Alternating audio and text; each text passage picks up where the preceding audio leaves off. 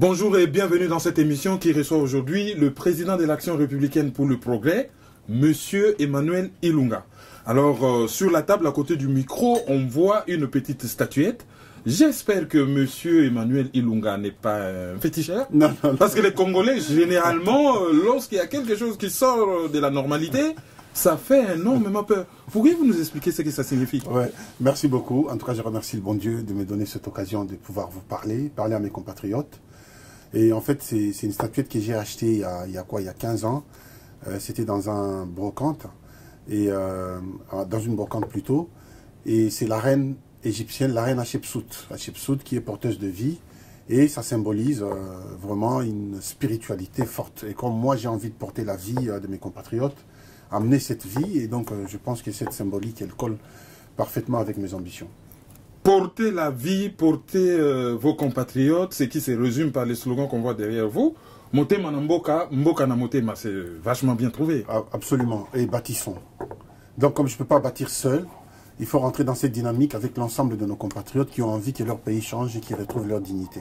À propos de bâtir le pays est à l'orée des chemins, le pays vit des moments extrêmement difficiles et l'actualité c'est le dialogue. Alors ces derniers temps, l'Union africaine a nommé M. Edem Kojo, qui est ancien sous-secrétaire général de l'Organisation de l'Unité africaine, devenu aujourd'hui l'Union africaine, et ancien premier ministre togolais. Il est à Kinshasa comme facilitateur. Il a donné une conférence de presse assez étoffée sur sa mission. Quelle réaction avez-vous à chaud sur ce qu'il a dit dans cette conférence de presse? Tout d'abord, je pense que la première chose, ou même les solutions sont entre nos mains, nous, les Congolais, et notamment la classe politique congolaise de l'opposition. Parce qu'à ce jour, il y a un amalgame qui s'est fait entre le dialogue, ses objectifs, son cahier de route. Parce qu'Edem Kojo, même pour mettre des gens autour de la table, il doit préciser, avoir autant de précisions que les Congolais eux-mêmes doivent les avoir. Notamment, nous sommes d'accord sur les principes du dialogue. Le principe de dialoguer, nous sommes d'accord. Mais maintenant, il faut qu'on nous dise qu'il y a un cahier de route officiel. Pour faire ces cahiers de route, il faut une commission préparatoire. Et dans cette commission, il faut absolument des cadres de l'opposition pour mettre en place des sujets sur lesquels nous allons discuter. Parce qu'on ne peut pas aller au dialogue sans savoir de quoi il s'agit et quels sont les objectifs du dialogue.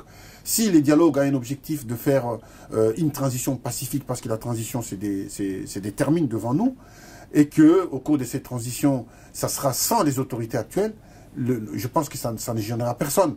Mais si c'est les dialogues pour appuyer un glissement, à ce moment-là, ça posera un sérieux problème dans notre conscience. Et c'est ce que les Congolais ne veulent pas.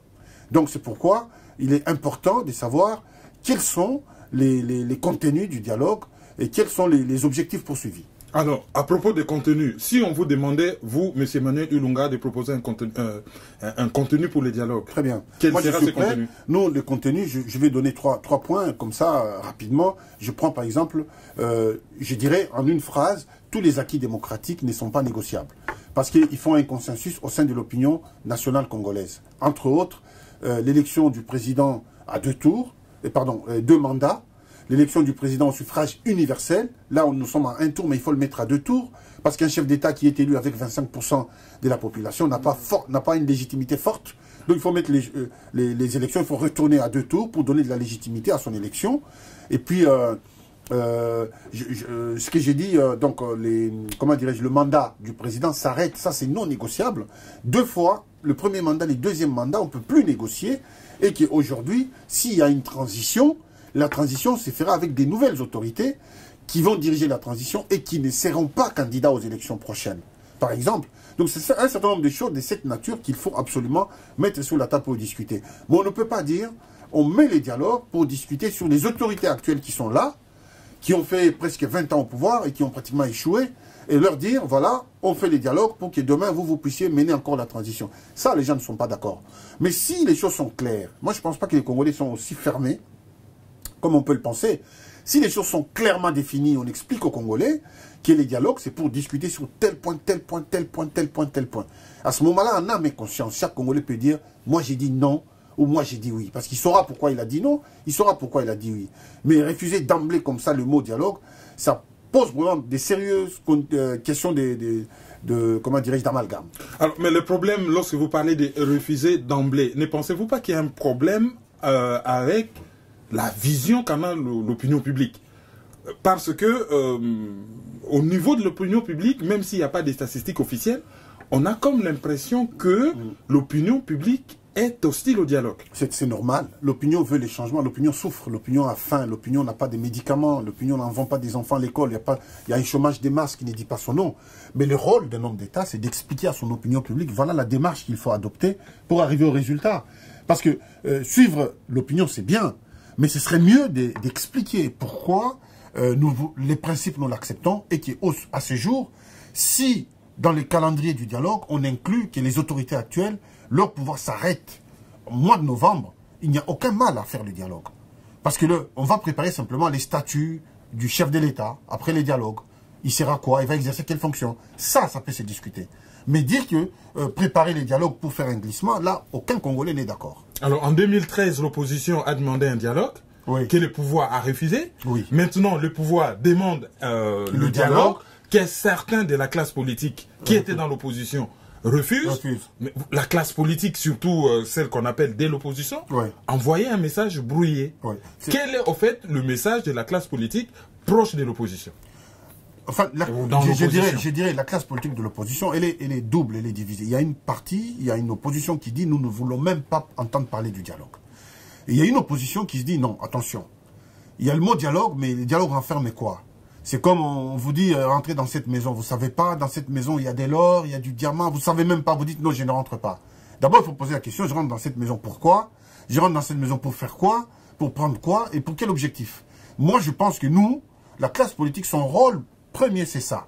C'est de comprendre les choses. Quelquefois, il peut être en désaccord avec l'opinion, mais il a le devoir d'aller vers l'opinion pour expliquer pourquoi je suis en désaccord, pour que l'opinion comprenne pourquoi il a pris telle ou telle décision. Mais si la classe politique n'arrive pas à expliquer correctement les choses, c'est ça qui pose des sérieux problèmes. À ces jours, le principe est bon, le principe du dialogue. Nous avons déjà une expérience en République démocratique du Congo, avec le passé, depuis les années 60 jusqu'à ces jours. Et nous avons vu que chaque fois qu'il y a des tensions entre un camp contre un autre, c'est le peuple qui paye. Et le peuple paye en mal. Vous pensez à qui exactement? Je pense à Lumumba et Kasavubu. À l'époque de Lumumba et de Kasavubu, ce qui était considéré comme un prêtre et comme quelqu'un de mou, de calme. Les gens l'ont traité de tout nom. Oui, il est très diplomate. Mais il était diplomate. Il avait anticipé, il ne vivait pas dans le présent, il vivait dans le futur, Kasavubu. Donc comme il vivait dans le futur, il avait compris les choses et il voulait que les Belges fassent encore 20 ans. Alors que l'opinion voulait la réponse tout de suite. Et lui parlait de 20 ans. Donc personne, les gens le prenaient pour un extraterrestre. Comment il peut parler des choses comme ça alors que les gens veulent que Mindel va quitter tout de suite? Bon, les Blancs sont partis, les résultats sont là. C'est pourquoi un homme d'État... Non, mais parce que Lumumba était en phase avec l'opinion publique. Il était en phase avec l'opinion. Bon, c'est bien, il a servi l'opinion, mais en fait, il faut penser non seulement à l'opinion présente, mais aussi à l'opinion des demain qui n'existe pas encore. Et quand on passe à l'opinion des demain qui n'existe pas encore, je crois qu'on mesure ses mots, sa démarche, ses cadences, on sait où quand on pose le pied, on regarde 2 fois où on pose le pied. Et donc moi je crois que déjà dès le départ, et Mobutu est arrivé, dans la foulée, il a pris le pouvoir. On a vu ce qui s'est passé du temps de Mobutu, zaïanisation, tralala, tralala. Et on est arrivé à Tshisekedi Mobutu, les conflits, même conflits. C'est ces conflits qui a fait naître Kabila. Kabila est arrivé dans la foulée, où les Congolais disaient même à Tamboua, Sokaye, trompé ses pouvoirs. Kabila a profité à Yé, et il a pris le pouvoir. Et voilà, les résultats sont là aujourd'hui. Donc nous n'avons pas la classe politique n'a pas eu le temps de s'asseoir, de dire voilà la ligne politique que nous suivons. Nous faisons des propositions, comme nous l'avons fait au mois d'août à Kinshasa, à Fatima. Nous avons dit, au lieu de dire non comme ça d'emblée, suivre l'opinion, ça devient du populisme. Vous avez le rôle d'aller vers l'opinion et expliquer la démarche politique que vous suivez. Parce que vous dites, je refuse les dialogues. Et vous savez, vous-même intrinsèquement, que les élections ne seront pas organisées parce que la CENI a fait le rapport qui n'a pas l'argent. Alors, si vous avez une élection, bon, c'est un dialogue. Vous voyez que vous avez pris l'opinion en otage. Donc, mais Wane Komi, au fait, je bascule dans l'Igala parce que je sais combien vous voulez être proche du peuple et des fois vous avez employé, disons, langage moko batming bako comprendre. Vous avez vu que Emmanuel Ilunga, éloquent, érudit, a fait des bonnes études, mais n'empêche que tout ça la paye interview des fois dans l'Ingala pour ils allaient, disons, batming, ils basent à Nango. Alors là, tout le monde a 2 choses à se tracer. D'un côté, ligne ya Batuya Kamere, la 4 opposition, Oyo, lobby, pas de dialogue. Katumbi alobi kuti ezali trahison ou distraction. Ligne Moussousou, yo zali suivi c'était, yo zali vraiment nandenge na yo. Mais ligne Moussousou, ezali cahier des charges, il y a Steve Mbikai. Yo na katikati wana oza ko se situer wapi et comment ozo juger chaque ligne? Très bien. Bon, ozomona ngana na sengi ba congolais balata maneti batala bien. Je ne critique personne. Kamere, Katumbi, Batoumi Balewana, ils ont été les racines même de la pérennisation du pouvoir de Kabila. Moi, j'ai vu Kamere en 2005, quand Tangwazalak Mokonzi a PPRD. Je suis allé les voir dans ses bureaux. J'ai entendu ce qu'il avait dit à l'époque, en 2005. Parce qu'on a eu une discussion, c'est à l'époque où nous, on avait créé le parti. Beaucoup d'orgueil. Donc, Lélo, s'il y a eu un conflit que nous, nous ne maîtrisons pas, parce qu'il ne nous dira jamais assez ou clairement ce qui s'est passé entre lui et Kabila. Il ne nous dira pas. Mais s'il y a eu leur conflit et Katumbi ne nous dira pas, maintenant pour déterminer que sa démarche est sincère, ça va être compliqué. C'est pourquoi je ne voulais pas focaliser ces débats sur les noms des personnes. Moi, je voulais que Bakongolais Bangomo Bazala de regarder en face les choses, les regarder sérieusement. Parce que si nous faisons des erreurs aujourd'hui, nos enfants vont payer demain. Le problème politique, c'est un problème très sérieux. Il faut, nous laissons nos familles, tout le monde pour travailler pour le Congo et nous voulons que le Congo change. Et si le Congo doit changer, il faut que les Congolais puissent avoir un œil pour savoir quels sont les Congolais, les vrais, qui parlent au nom des Congolais qui sont capables, ça c'est sans, de faire quelque chose pour le pays. Moi, je crois que la démarche de dire non à tout, c'est une façon de prendre la population en otage. Et ça profite à qui? Ça profite à la majorité. Le fait de dire non, la majorité, pendant ces temps, on ne contrôle pas les pays mal gérés, on ne dit pas que les budgets de l'État vont dans des poches privées, on ne dit rien de toutes les malversations financières qui se passent au pays. On est focalisé sur, ça fait 6 mois qu'on est en train de nous battre sur dialogue, non-dialogue, ainsi de suite. L'opposition aussi a pris la population en otage et c'est la majorité qui en profite et il continue à régner. Et comme on a un niveau, il y a une élection aussi là, Moboule Bandé va l'oublier état d'urgence, va prolonger, va salir glissement normal. Donc collusion de points de vue entre Yon et Steve Mbikai. Maintenant, le Steve Mbikai, je pense qu'il a raison, mais lui il a raison, il est aussi un peu à l'extrême, il aime trop le Congo, et lui dans son amour du Congo, là où je ne suis pas d'accord avec lui, il est contre tout, contre les homosexuels, contre... donc lui il mélange tout, lui. Allez. Yeah. Il est... Voilà. Ouais, voilà. C'est un ancien syndicaliste. Oui, il y a un compte vraiment, donc à Lobby, il est conscient qu'il nous faut une transition. Mais la transition, il ne la veut pas avec les autorités actuelles. On ne partage le même point de vue. Il est conscient qu'il nous faut un dialogue. Mais dans ces dialogues, il veut que les lignes, les questions à traiter, toute la nation doit savoir. Qu'est-ce qu'on va traiter dans les dialogues? Et quels sont les objectifs du dialogue? Si la feuille de route est sortie comme ça, c'est ce que nous on a dit, nous participons. Mais si ce n'est pas comme ça, on ne participera pas. Parce que nous savons que nous ne sommes pas corruptibles. Parce que les gens ont peur en disant, ils vont corrompre. Mais ce sont des gens qui sont indécis, ils ne savent pas pourquoi ils sont dans l'arène politique. Quand vous allez sacrifier l'avenir de votre nation, les destins de tout un pays, pour 50 000 $, pour 20 000 $, mais vous êtes maudits. Vous allez pourrir en enfer, vous êtes maudits jusqu'à la 5e, 6e génération, de sacrifier tous les destins d'une nation. Nous irons, s'il y a, pour batailler, pour sauver l'honneur des Congolais. Et ce que nous voulons, nous avons proposé encore plus, c'est que les dialogues se passent au Congo, au Palais du Peuple, avec des caméras et des écrans géants où la population suit au même moment tous les intervenants, tout ce qui se passe à l'intérieur, à l'extérieur. Comme ça, si quelqu'un trahit, allez, Toye Binda. C'est-à-dire, parce qu'à l'époque de Mobutu, c'était Toye Binda pour casser la maison. Ils veulent les dialogues. Nous les prenons par leurs propres propos. Nous disons, vous voulez les dialogues, il n'y a pas de problème. Vous sortez le calendrier. Tout est clair. À ce moment-là, qu'est-ce qu'on fait?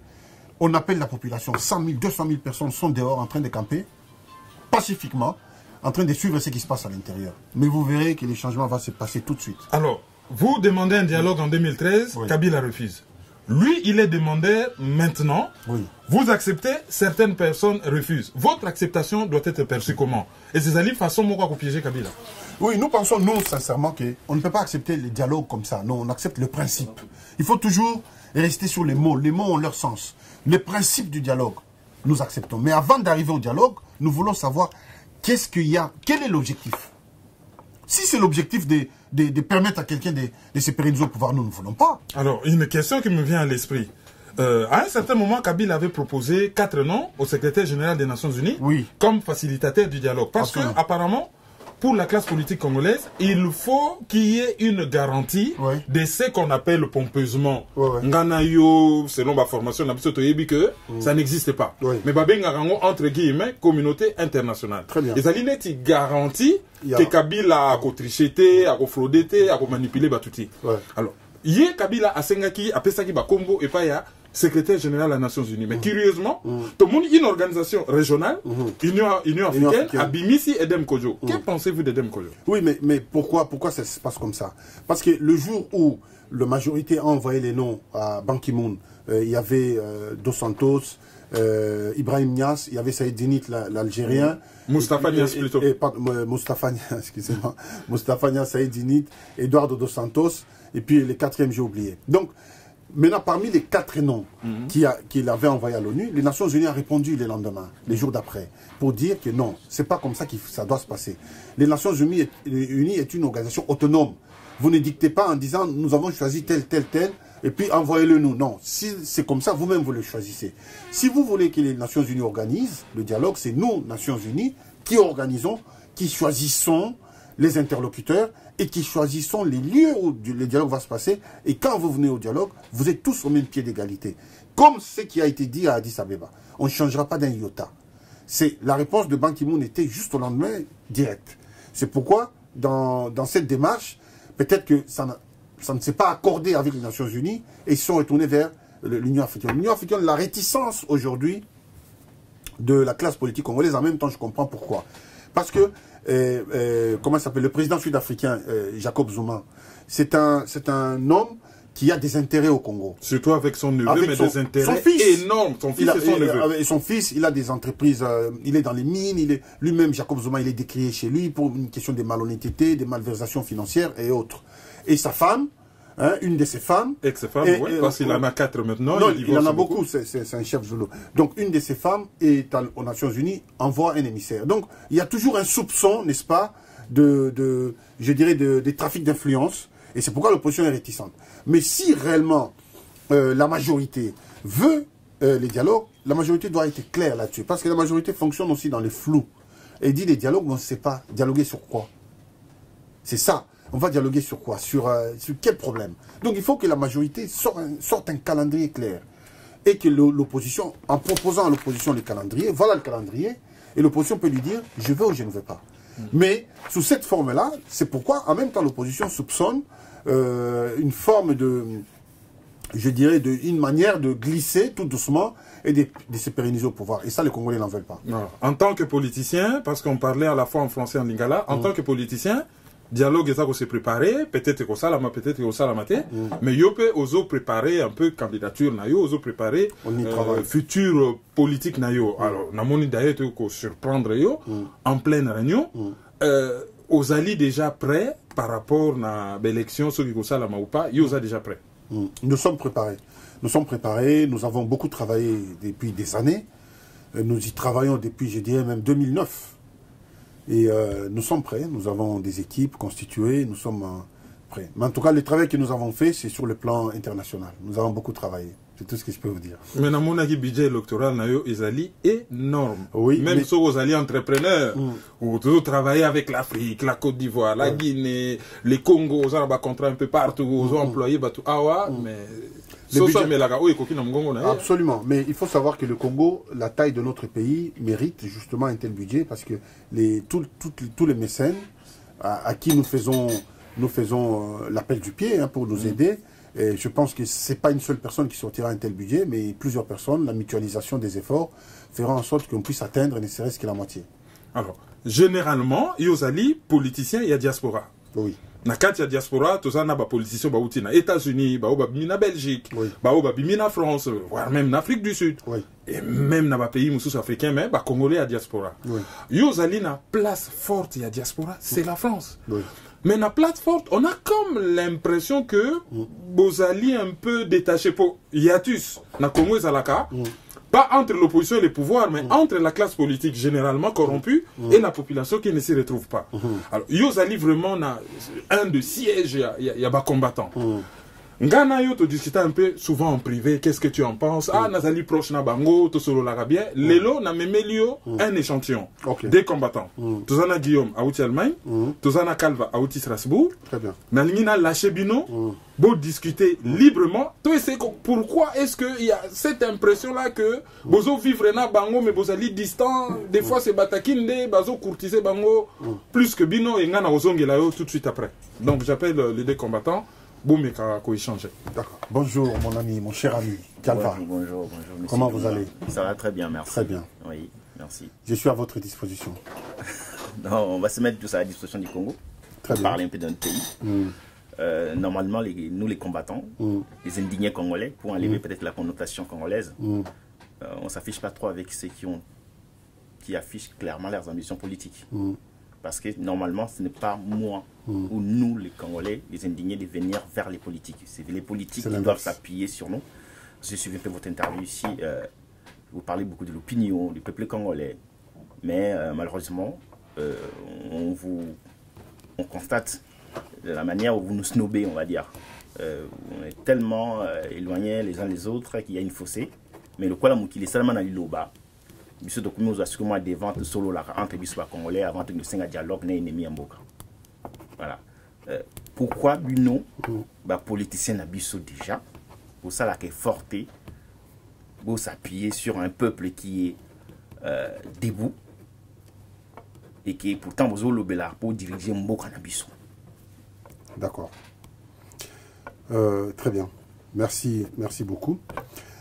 En fait, je pense que peut-être la communication, nous avons tous péché sur la communication, particulièrement moi, je reconnais effectivement, mais nous, on ne peut pas snober les combattants, parce que au Ebi, les combattants qui étaient arrêtés en Afrique du Sud, il y en avait 20 combattants qui étaient arrêtés en Afrique du Sud, Bakosel Bango Makambo, tout ça. Moi, j'ai pris l'avion, je suis allé à Johannesburg, et j'ai rencontré leurs femmes, leurs enfants, et je suis allé à la prison à Pretoria, c'est la même prison où était Mandela avant.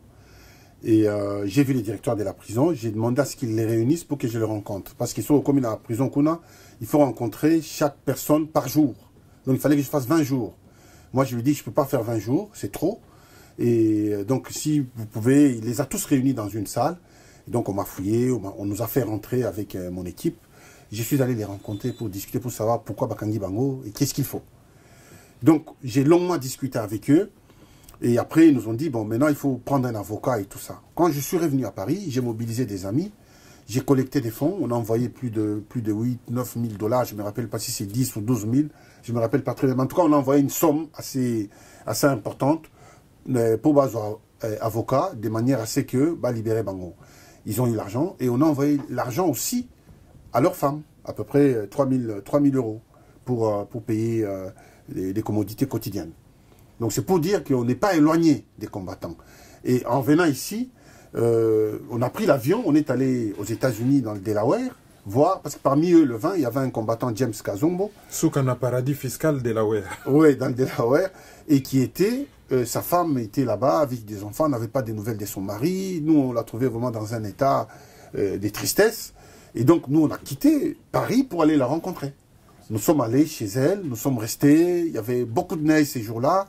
On a discuté longuement, on l'a rassuré, on lui a donné des nouvelles, ainsi de suite.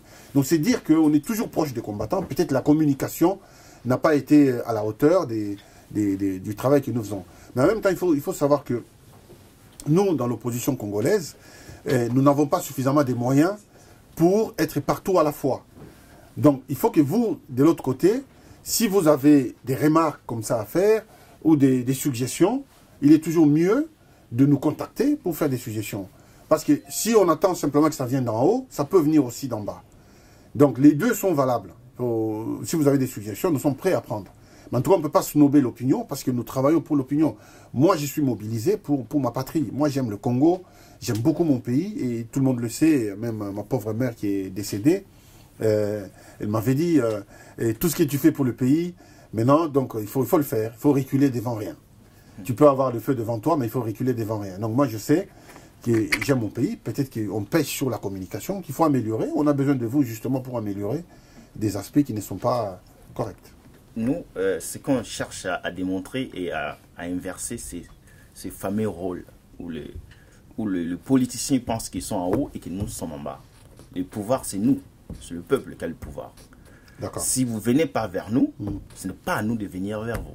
Parce que votre pouvoir est basé sur l'opinion, sur le peuple. Tant que ceux qui pensent faire la politique du Congo demain vont peut-être se contenter de leur carrière ou de tout ce qu'ils ont pour aller faire tout ce qui se passe au Congo et qu'ils n'ont pas le soutien du peuple congolais, comme le cas aujourd'hui, les indignés congolais, vous ne faites pas assez la démarche pour venir vers eux. Le pouvoir, c'est nous. Et tant que ce rôle-là ne sera pas inversé, vous pouvez vous rassurer que vous aurez constamment affaire à un peuple qui est déterminé à en finir avec tous ces politicards qui sont aujourd'hui au pays avec voilà, tout le mixage qui s'est fait avec les terroristes. D'accord. Mais il faut savoir que tout changement dans la vie ou dans la vie des nations est toujours incarné par des hommes. Il n'y a aucun changement, même la plus grande révolution, même en Russie quand il y avait la révolution, il y avait Staline, ainsi de suite. C'est une révolution sans être incarnée, même la révolution française, elle s'effrite, elle s'amenuise parce qu'on ne sait pas qui incarne les changements. Et donc c'est valable aussi pour nous, nous ne pouvons pas échapper à cette loi. Effectivement, il y a des ratés dans nos démarches, hein, il faut dire. Hein. Il y a des ratés, je reconnais volontiers. Mais il faut que l'échange soit mutuel. Si réellement vous battez pour votre pays, et que vous devez aussi avoir l'humilité de dire, bon, ils ont péché, on va les voir, on va essayer d'échanger. Il faut que l'échange soit mutuel. Bien sûr. Il faut que ça soit dans les deux sens. Oui. Alors, peut-être une des problématiques aujourd'hui qui fait que vous et nous, on ne parle pas le même langage, cette histoire des dialogues. Des dialogues, oui. En lingala, ça sera mieux parce que ça devient intéressant. Ils ont intéressé Batebele, bon, cette partie.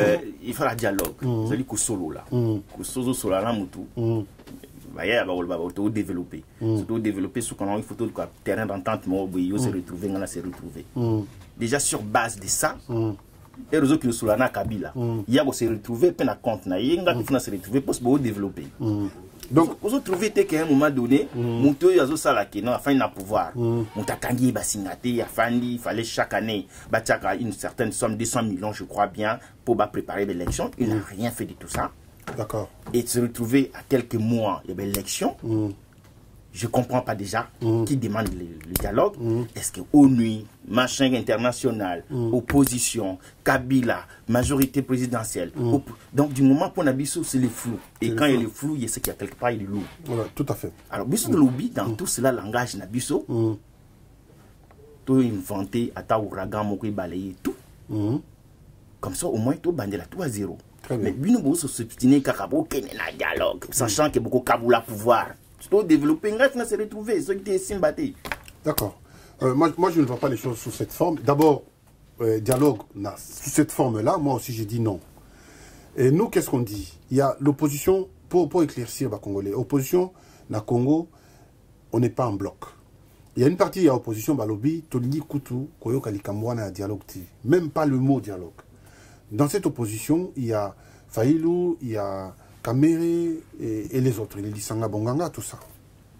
Il y a une opposition qui dit, nous acceptons le principe du dialogue. Mais avant d'arriver au dialogue, Tolingi, Tozalana, commission préparatoire et dialogue, pour ça la calendrier, pour savoir, pour dialoguer Nini. Dialogue en gros, pour aller où? Pour faire quoi? Donc c'est dans ces camps-là où nous nous retrouvons. Nous sommes d'accord sur les principes. Il y a Kamoussou Soubalobi, Bissot Tolingi, dialogue, mais le dialogue sans Kabila. C'est-à-dire, il y aura une transition sans Kabila. Ça risque d'être compliqué. Mais là où nous nous appuyons, il y a beaucoup des partis d'opposition qui sont d'accord avec nous, c'est de dire, le principe, nous acceptons. Nous voulons la commission préparatoire. Après la commission préparatoire, on peut, oui ou non, aller au dialogue. Nous ne pouvons pas ni vous dire oui, ni vous dire non. Namini Tioyo. Parce qu'il doit éviter pourquoi. Ça se trouve que Moutongo a discuté dans pour déposer pouvoir. C'est ce qu'on a toujours recherché. Mais sinon on dit non, donc il ne déposera pas le pouvoir. C'est pourquoi Tolini Koyeba, et là on y est solo là.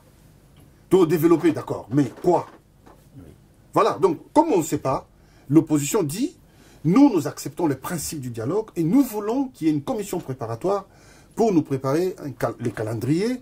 Il y a ma solo. C'est-à-dire, nous avons des propositions concrètes. Nous ne voulons pas toucher tout ce qui est considéré comme acquis démocratique. C'est-à-dire l'élection du président au suffrage universel, à 2 tours, et puis le mandat du président, du chef de l'État.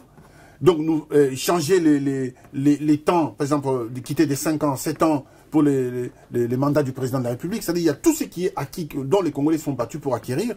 Ça ne peut pas faire l'objet d'une discussion. Pour nous, ce sont des acquis. OK. Si on doit avoir un calendrier, une feuille de route, la feuille de route, c'est pour discuter du statut futur du chef de l'État. Il sera quoi après le 15 novembre? Donc, quand on arrive le 16, il est quoi? Il faut qu'on sache ça pour éviter des conflits et des guerres. Parce qu'il ne faut pas oublier qu'il y ait pays Gaza, Azana Batounaye, Baza décidé, parce que tous les Batoumo, Baza va kamikaze. Ils sont prêts à tout. Pendant que toujours discuté, ça fait 5-6 mois, toujours discuté pour un dialogue, ils ont commandé du matériel de répression. Véhicule lié, caméra, ils ont installé la kin. Donc tout ça, c'est en prévision de ce qui va se passer demain. Oui. Donc, comme on sait que la personne est de mauvaise foi, nous avons 2 choix. Soit, Tolobi, ok, il n'y a pas 40 solutions. La première solution, c'est on fait une révolution, et la révolution, on balaye tout, on recommence à 0. Mais ça risque d'être très compliqué. C'est un vœu de tout le monde, mais qui est difficile à réaliser. Le deuxième choix, c'est le choix de la communauté internationale. C'est-à-dire, la communauté internationale, c'est elle qui a les moyens de nous informer, de nous protéger, d'envoyer des gens à La Haye, d'envoyer des gens partout. Si nous-mêmes, on se met en porte-à-faux, nous sommes en anachronisme avec la communauté internationale, ça risque d'être compliqué demain pour avoir gain de cause, même si nous avons raison. L'histoire nous apprend ceci. Lorsqu'en 1960, quand les Belges nous ont colonisés, ils avaient prévu l'indépendance. Bassali, plan Nabango, moi j'ai les livres. Mais quand vous lisez ces livres, c'était bien, sauf ce qui a dérangé, c'est l'aspect, je dirais, sociologique. La considération de l'homme blanc vis-à-vis de l'homme noir. Il n'y avait pas de respect. Mais la plupart des aspects, ils ont commencé à construire des universités, des grandes écoles et tout ça, ainsi de suite, pour former les Congolais. Ce n'était pas pour former les Belges, parce qu'eux, ils avaient déjà des universités. Et donc, dans leur plan, ils devraient quitter le Congo en 1980. Le conflit surgit entre Lumumba et Kasavubu. Lumumba, il dit, Mindele il faut pas qu'il y ait tout de suite, Toligny, Subinote, Bozo maltraité les Congolais et tout ça, tout et tout. Effectivement, l'opinion voulait Mundela Kende. C'était ça. Le départ à Mundela était au CPLA. Et même quand Mundela Kende, qui va tomber, mais la génération future paye. Tu payes, moi je paye. Nous sommes en train de payer aujourd'hui. Kasavubu, qui était considéré comme un homme mou, on insultait même des collabos, des hasards, collaborateurs, tout ça, ainsi de suite. Mais Kasavubu avait proposé que Mindela Kende, 20 ans après, donc en 1980, déjà les gens veulent qu'il parte tout de suite.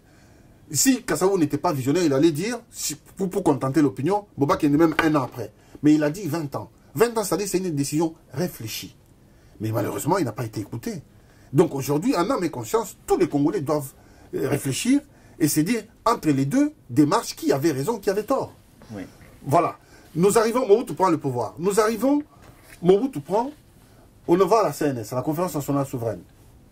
Etienne Tshisekedi, le peuple derrière lui, tout le peuple, y compris Batoaka à Mobutu, les Mokonda Bonza, tout ça qui était avec Mobutu, sont retournés contre Mobutu. Comment il a Sima Tshisekedi? Il est président, Pessier, premier ministre. Tshisekedi prend, Mobutu lui dit, voilà, c'est moi qui ai convoqué, qui ai ouvert la démocratie, mais nous avons une constitution. La constitution, vous devez faire allégeance au chef de l'État, au président de la République. Et le président de la République, c'est moi. Après, si Muganda signé, Tshisekedi biffe les mentions en public, tous les médias internationaux, Bazo Lakissa. Mobutu dit, mais... Et puis, il tourne le dos au chef de l'État. C'est un affront. Mais dans cet affront, Mobutu dit, vos histoires de démocratie, Nakondiango. Donc, conflit bandit. Dans ces conflits, Kabila est né de ces conflits. La lassitude des Congolais a fait que n'importe qui pouvait venir au Congo, il avait les portes ouvertes. C'est comme ça que Kabila ne s'est pas battu, il avait les portes ouvertes. Les gens avaient marre, ils étaient fatigués. Ils sont même allés déterrer la tombe de la famille de Kengo, tout ça, ainsi de suite. Parce que les gens avaient ras-le-bol. Et donc, Kabila, il arrive, il s'assoit, il veut rester définitivement au pouvoir. Maintenant, nous ne voulons pas qu'il reste définitivement au pouvoir. Nous avons les choix, soit de fonctionner avec les sentiments, notre émotion, ou soit de fonctionner avec la raison. Nous devons choisir.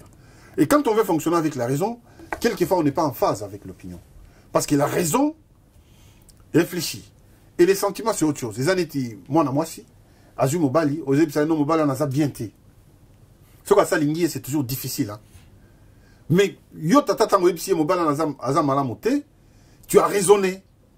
Mais si elle est intelligente, elle va suivre la raison Mais si elle ne veut pas, elle va suivre l'émotion. C'est les deux voies qu'on offre à un peuple ou à un individu. C'est à nous de choisir, de faire le choix. Oui, mais je pense que ce peuple-là, les lois Kandisi, ceux qui sont censés, à cause de la responsabilité dans le pays, se comporter comme l'éternel enfant. Il faut aller voir la communauté internationale, il faut aller voir Kabila, il faut aller voir Intel. Ils sont incapables, excusez-moi, il y a cause de décision dans Bango, en âme et conscience par rapport à qui bon moto dans Bango. Biso toujours Kanisaki, tout instaurer rapport de force morobo pour tout imposer vision à Biso. Et ces rapports de force là, il faut y passer par un dialogue. Ce n'est pas le dialogue des politiciens d'aujourd'hui, c'est un dialogue inter-congolais, sans les criminels d'hier comme les Camérés, les Katumbi. Inter-congolais. Dans la diaspora, vous êtes combien pour postuler dans la magistrature suprême?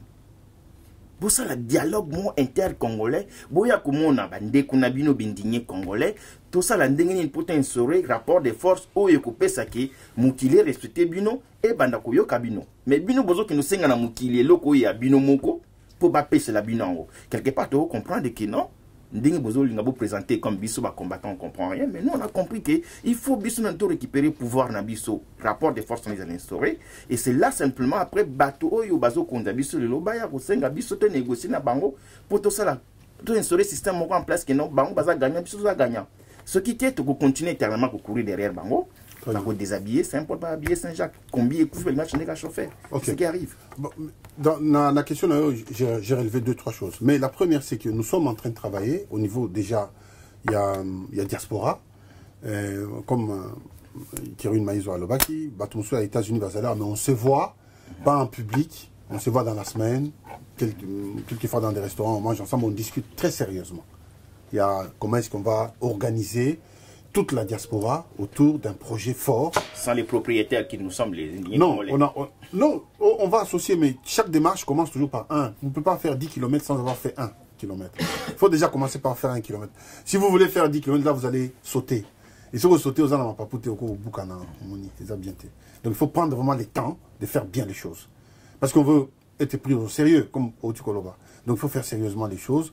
Réunir d'abord un certain nombre de leaders de la diaspora politique, et finir, et puis voir parmi les combattants, réunir pour rassembler. Parce que l'objet, c'est de rassembler l'ensemble des Congolais et avoir un seul candidat pour les élections présidentielles qui va représenter la diaspora au Congo. Donc c'est l'objectif. Nous sommes en train d'y travailler.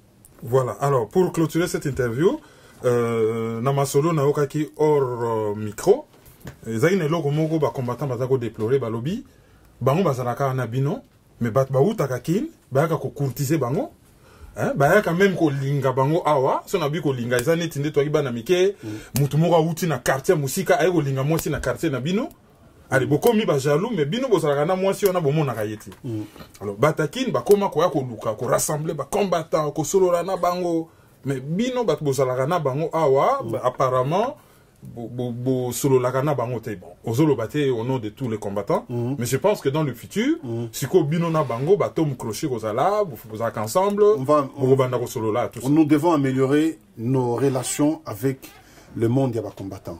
Nous avons peut-être pas fait suffisamment de démarches, mais les démarches ont été faites. Nous devons améliorer.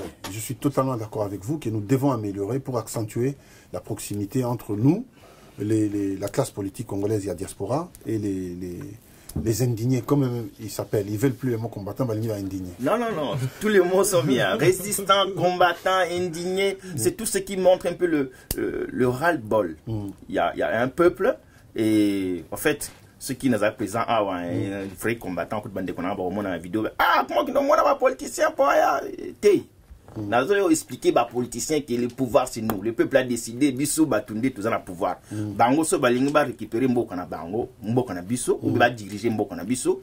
Il faut ba composer na Bissou. On vient pas courtiser les politiciens, mais ba yebake. Le vrai pouvoir, c'est s'appuyer sur l'opinion, sur son peuple.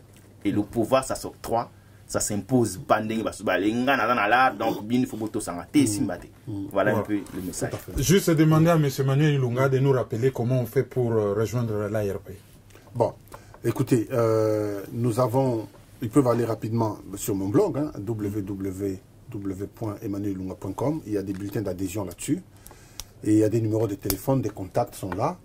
Et c'est trop facile à travers Internet parce que les gens habitent loin, on ne peut pas les faire déplacer, les amener jusqu'au bureau. Voilà. Mais sinon, en nous envoyant des contacts, ils peuvent nous envoyer un mail. Nous, on leur renvoie aussi un paquet de documents par mail, des fiches d'adhésion, éventuellement des cartes de membres et tout ça. Voilà, son bureau a toujours été ouvert pour les journalistes, pour les combattants et pour les Congolais. Il nous a réussi à l'improviste en n'interrompant sa réunion. Nous lui disons énormément merci. C'était monsieur Emmanuel Ilunga de l'ARP, l'Action républicaine pour le Congo. Les slogans c'est Motema na Mboka, Mboka na Motema, bâtissons. Merci. À la réalisation, il y avait Kirk Bayama. Merci. Merci.